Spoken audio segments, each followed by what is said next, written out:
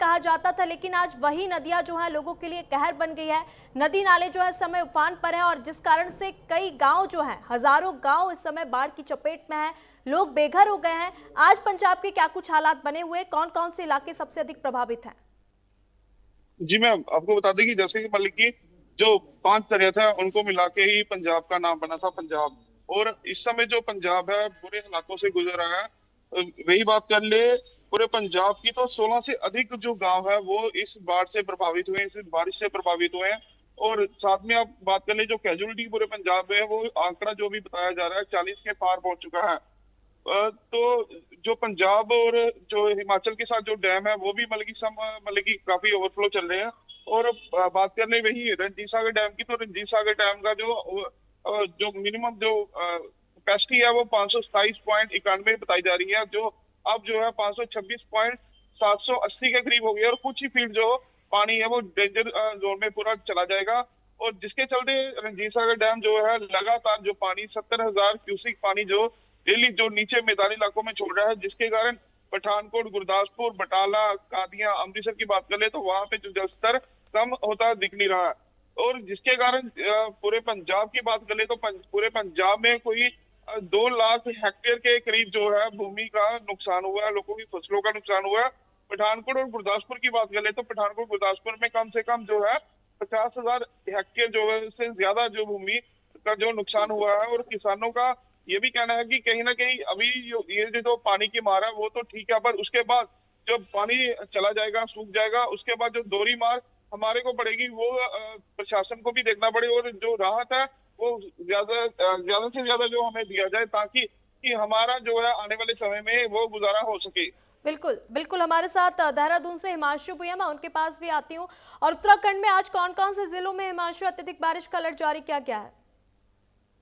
और निश्चित रूप से निशा, उत्तराखंड की अगर बात कर ली जाए तो उत्तराखंड में देहरादून, बागेश्वर और नैनीताल के लिए जो है अलर्ट जारी किया गया है। लेकिन येलो अलर्ट, ऑरेंज अलर्ट या रेड अलर्ट ये जारी नहीं किया गया है। लेकिन ये अंदेशा जरूर जताया गया है कि इन जिलों में जो है भारी बारिश हो सकती है, यानी कि मौसम विभाग ने संभावना जताई है। इसके साथ बाकी जिलों की बात कर ली जाए तो बाकी जिलों में थोड़ा राहत देने वाली खबर सामने आई है। यहाँ तक कि राजधानी देहरादून में, जहां पर आज के लिए अलर्ट भी जारी किया गया है, वहां पर जो है आज सुबह से चटक धूप खिली हुई है। गुरुवार से शाम से अगर बात कर ली जाए तो कई ऐसे क्षेत्र हैं, जिले हैं जहां पर बारिश बंद हो चुकी थी। लेकिन देर रात को फिर एक बार जो है बारिश शुरू हुई। हालांकि आज सुबह की बात कर ली जाए तो आज सुबह कई ऐसे जिले हैं जहां पर बारिश नहीं हुई। वहीं अगर पूरे इस मानसून सीजन के दौरान अगर बात कर ली जाए तो उत्तराखंड शासन और सरकार ने जो है आकलन लगाना शुरू कर दिया है कि उत्तराखंड को कितना नुकसान हुआ है। ऐसे में जो एक नुकसान की कीमत जो लगाई गई है उत्तराखंड में, तकरीबन 5,000 करोड़ से अधिक की जो कीमत है, इतना का नुकसान उत्तराखंड को हुआ है। और इसमें सबसे ज्यादा पीडब्ल्यूडी विभाग को तकरीबन 1100 करोड़ से अधिक का नुकसान हुआ है। इसके साथ ही साथ ऊर्जा निगम की बात कर ली जाए तो 45 करोड़ से अधिक का जो नुकसान है वो ऊर्जा निगम को हुआ। और बिजली विभाग की अलग अगर बात कर ली जाए तो बिजली विभाग को भी तकरीबन 35 करोड़ से अधिक का जो है नुकसान हुआ है। वहीं लगातार अब आकलन करने की नौबत उत्तराखंड में आ गई है, क्योंकि मौसम विभाग ने आने वाले एक हफ्ते थोड़ा राहत भरी उम्मीद जरूर दी है। हालांकि ये भी संभावना जताई है कि आने वाले एक हफ्ते जो है थोड़ा बारिश रह सकती है। लेकिन जिस तरीके से लगातार बारिश हो रही थी उस तरीके से बारिश नहीं होगी, क्योंकि अब 15 सितंबर आने वाला है। और ऐसे में उत्तराखंड में 15 सितंबर तक जो है मानसून का दौर पूरी तरीके से खत्म माना बिल्कुल जा रहा है। तो इसी को देखते हुए चेतावनी जारी समय समय पर की जा रही है। ठीक है हिमांशु, आप हमारे साथ बने रहिए। हिमाचल प्रदेश का भी हम मौसम के हालातों का जायजा ले लेते हैं। हमारे साथ जीवन जुड़े हुए हैं। हिमाचल प्रदेश में लगातार जीवन देख रहे हैं, लैंडस्लाइडिंग की जो घटनाएं हैं, बादल फटने की घटनाएं सामने आ रही है। कल भी हिमाचल के कुल्लू में लैंडस्लाइडिंग की जो घटना थी सामने आई थी, जिसमें एक घर जो था, एक मकान जो था, ढह गया था। अभी क्या कुछ स्थिति बनी हुई है हिमाचल में मौसम को लेकर? देखिए, थोड़ी राहत के आसार है निशा हिमाचल में, क्योंकि अगले 4 दिन बारिश से राहत बताई गई है आईएमडी शिमला द्वारा। बावजूद इसके कुछ इलाकों में जो मध्यम पर्वतीय इलाके हैं या निचले इलाके हैं वहां पर बारिश कही गई है। कांगड़ा, चंबा और मंडी में बारिश कहा गया है कि बारिश होगी, बाकी जिलों में बारिश नहीं होगी, ये आईएमडी ने कहा है। और यहाँ एक बात जोड़ना चाहूंगा कि 1948 के बाद सबसे ज्यादा बारिश हुई है हिमाचल में इस बार। और उसका असर क्या निकला कि 4 इस वक्त नेशनल हाईवे बंद हैं, जो 05, 03, 305 और 505। रोड्स 1208 बंद हैं, डीटीआर मतलब जिसको आप बिजली के ट्रांसफार्मर कहेंगे 1885, और जो जल पेयजल योजना है वो 824 पर प्रभावित है। मंडी में सबसे ज्यादा रास्ते प्रभावित हैं 287, और शिमला में 211, कुल्लू में 230 और चंबा में 152। मौत की बात करूं तो पिछले 24 घंटों में 10 लोगों की मौत हुई है, आंकड़ा कुल 355, इंजर्ड 416, और जो मिसिंग है वो 49।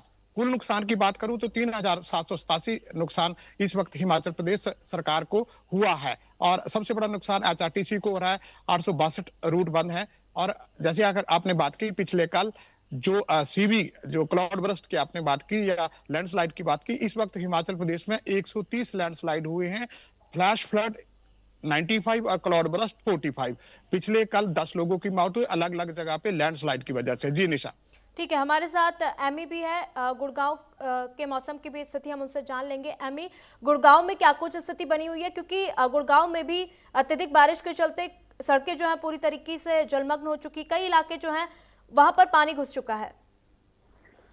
जी बिल्कुल, मैं आपको निशा बताना चाहूंगी कि जो गुरुग्राम के हालात हैं वो इस समय अभी प्रशासन उन सभी हालातों से निपटने में यहाँ पे कई सेक्टर ऐसे हैं जो गांव के तरफ बसे हुए हैं, तो वहाँ पर जल भराव इतना ज्यादा हो गया था कि वहाँ पर लोगों का बाहर निकलना बड़ा मुश्किल हो रहा था। लोग अपनी बिल्डिंगों से बाहर नहीं निकल पा रहे थे, तो रेस्क्यू टीम भी बुलाई गई वहाँ पर, और उसके बाद जब रेस्क्यू टीम आई तो कुछ लोगों को राहत मिली, जिसकी वजह से वहाँ पर लोगों के लिए वहाँ पर जो सुविधा की चीजें थी वो मुहैया भी कराई गई। पर देखने वाली बात यह है कि यहाँ पर जो अंडरपास हैं वो अभी भी फुल भरे हुए हैं, जहाँ पर कुछ लोग वहाँ पर स्विमिंग करते हुए नजर आए, क्योंकि ये खतरा है, क्योंकि लोगों का इस तरह से उस पानी में नहाना कहीं ना कहीं जानलेवा भी हो सकता है, क्योंकि प्रशासन को इस चीज पे बिल्कुल ध्यान देना चाहिए। जो प्रशासन बिल्कुल भी इस तरह की चीजों पर ध्यान नहीं देता है। वहीं अगर हम नजरगढ़ ड्रेन की बात करें जो गुड़गांव के पास पड़ती है, अगर वहाँ पर भी बारिश लगातार इसी तरह से होती रही तो जल भराव ज्यादा हो जाएगा, जिसके बाद यहाँ गुरुग्राम में भी आने वाले दिनों में बाढ़ जैसे हालात बनते हुए नजर आएंगे। और यहाँ पर आज अगर हम कहें, आपसे बताएं कि आज मुख्यमंत्री का 2 दिन का यहाँ दौरा भी है, उस दौरे को लेकर भी प्रशासन कहीं ना कहीं अफरा तफरी भी नजर आ रहा है कि क्योंकि इस दौरे को लेकर प्रशासन ने काफी दिनों से तैयारियां कर रखी थी, पर वहीं बारिश को लेकर वो तैयारियां नजर नहीं आई। और अब इस समय क्या मुख्यमंत्री का जो ये दौरा है वो यहाँ पर गुरुग्राम में आने के बाद क्या यहाँ गुरुग्राम की दशा को देख पाएंगे या नहीं, या फिर यहाँ पे जो शिलान्यास करने आए हैं जो मेट्रो के आगे विस्तार के लिए यहाँ मुख्यमंत्री जी आए हैं, और यहाँ पर केंद्र में जो मंत्री हैं और पूर्व में जो मनोहर लाल जी हैं वो भी यहाँ पर इस समय मौजूद रहेंगे, और हरियाणा के मुख्यमंत्री नैब सिंह सैनी के साथ। पर इस जगह यहाँ पहुंचने के बाद यहाँ समस्याएं। एमी, आप हमारे साथ बने रहिएगा, अब बाकी आप सभी लोग भी हमारे साथ बने रहिएगा, हम आपके पास फिर से आएंगे। तो वहीं पंजाब से बड़ी खबर आपको बता दें, पंजाब में बाढ़ की चपेट में आए लोगों को अभी राहत मिलती हुई नजर नहीं आ रही है। इसका कारण राज्य के तीनों बांधों का जलस्तर खतरे के निशान के पास या उससे ऊपर पहुंच जाना है। सतलुज नदी का जलस्तर बढ़ने से फाजिलिका के आसपास के गांवों में बाढ़ की स्थिति बनी हुई है। एनडीआरएफ और पंजाब सरकार द्वारा बाढ़ पीड़ितों के लिए बचाव अभियान चलाया जा रहा है। तो पंजाब के कई गांव जो है इस समय बाढ़ की चपेट में आ चुके हैं। और अधिक जानकारी ले लेंगे, हमारे साथ मुकेश पठानकोट से लगातार बने हुए हैं। मुकेश, क्योंकि जिस तरीके से देख रहे हैं, हमने बात की थी कि नदियां जो हैं इस समय पंजाब के लोगों को डरा रही हैं, उफनती नदियां जो हैं लोगों के लिए खतरा बन चुकी हैं। वहीं बांधों से लगातार कई क्यूसेक पानी छोड़ा जा रहा है, जिस कारण से कई गांव जो है इस समय बाढ़ की चपेट में है। वहां पे गांवों की क्या स्थिति है, ग्रामीणों का क्या कुछ कहना है?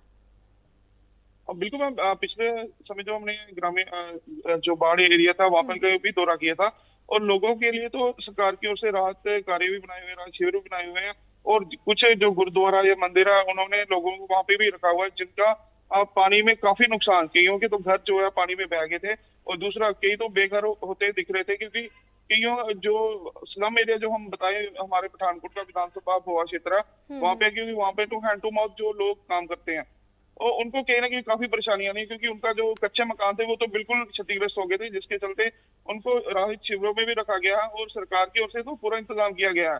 बात कर ले पूरे पंजाब की, तो पूरे पंजाब में जो भगवंत मान की सरकार है उनकी ओर से सभी अपने मंत्रियों के साथ साथ जितने भी वॉलंटियर आम आदमी पार्टी के वॉलंटियर हैं वो ग्राउंड पर जाके लोगों के साथ काम कर रहे हैं। और पिछले दिन ही पठानकोट की बात कर ले तो पठानकोट में जो कैबिनेट मंत्री लालचंद कटारू चक थे, वो भी कहीं ना कहीं जो है, जो यहाँ पे रावी दरिया के पास जो तुलसी बांध बना हुआ था, टूट गया था, वहां पे भी अपनी सेवा करते नजर आए और पूरे वॉलंटियर पूरे जोश के साथ गांव वालों को भी हौसला दे रहे थे कि हम भी आपके साथ हैं और बिल्कुल करेंगे।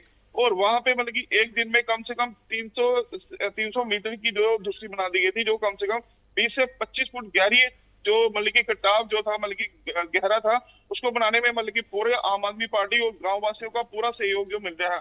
वहीं प्रशासन की बात करें तो प्रशासन भी